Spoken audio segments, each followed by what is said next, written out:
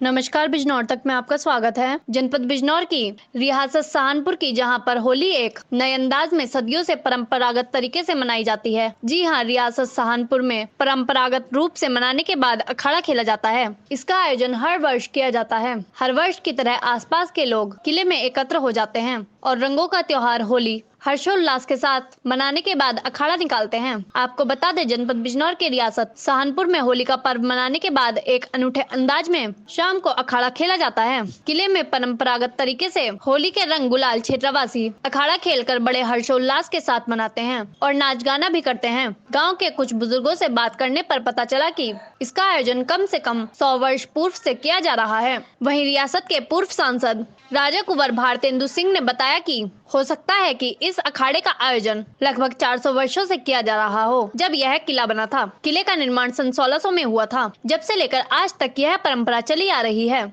अखाड़ा खेलने की परंपरा के लिए राजा साहब का तर्क है कि पहले किले में अंग्रेजों के समय में क्षेत्रवासियों को सेना में भर्ती के लिए प्रोत्साहित करने के लिए अखाड़े का आयोजन किया जाता था, जिसमें शस्त्र चलाने का अभ्यास देखकर युवाओं को सेना में शामिल किया जाता था। इस परंपरा को आज भी सहारनपुर के लोगों ने जिंदा रखे हुए हैं।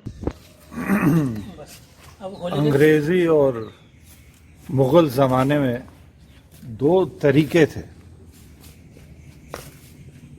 रेवेन्यू कलेक्शन के, कर को एकत्रित करने के। एक तरीका तो था जमींदारी और दूसरा तरीका था जागीरदारी। जागीर जो दी जाती थी वो अंग्रेजी ज़माने में ऐसे कहा जाता था मिलिट्री जागीर। तो ये मिलिट्री जागीरों में जो जागीरदार थे वो कुछ घोड़सवार, कुछ बंदूकधारी सैनिक रखते थे और इसमें लोगों की रुचि बनी रहे, बच्चों की रुचि बनी रहे। इस वजह से ये परंपरा थी कि अखाड़ा हो और बच्चे अखाड़े से जुड़ें और अखाड़े में तलवार चलाना और अपने बॉडी को फिट रखना। और अब तो जिम्स वगैरह और बड़ी अच्छी मशीन बन गई हैं। पहले तो मूसल ही होते थे कंधे को और गर्दन को और ये शोल्डर्स की और चेस्ट की एक्सरसाइज के लिए। तो ये मूसल वगैरह चलाना और ताकि बच्चों को तगड़ा रहने का, स्वस्थ रहने का, चुस्त रहने का और तेज रहने का ये शौक हो, इस वजह से ये अखाड़ा परंपरा है। ये कब से परंपरा है? मेरा तो ये मानना है ये ज़रूर इतना बड़ा किला अगर ये बना है, सन 1602 में ये किला बन गया था। ऐसे हमारा ज़िला पुरातत्व विभाग जो डिस्ट्रिक्ट आर्काइव है वो ऐसा कहती है।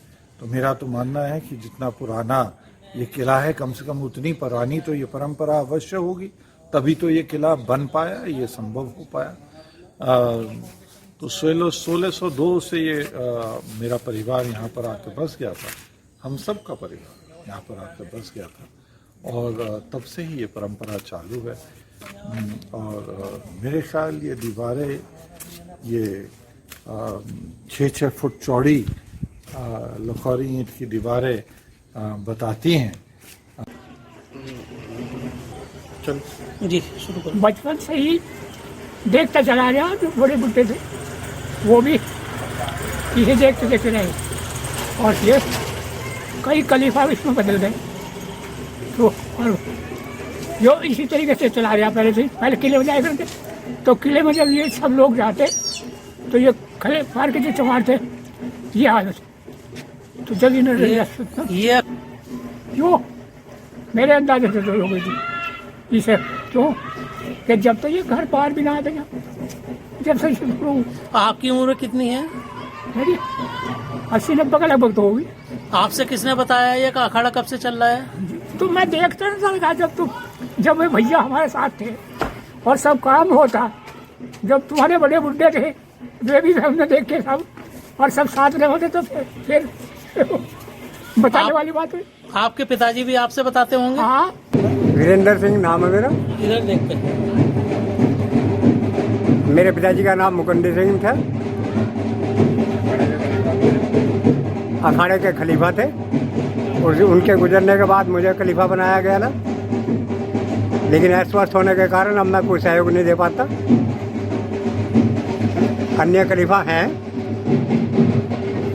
और लगभग इस अखाड़े को 100 के आसपास समझो, क्योंकि हमने मेरी उम्र भी लगभग 77 वर्ष है और हमारे पिताजी हमसे पहले खलीफा थे।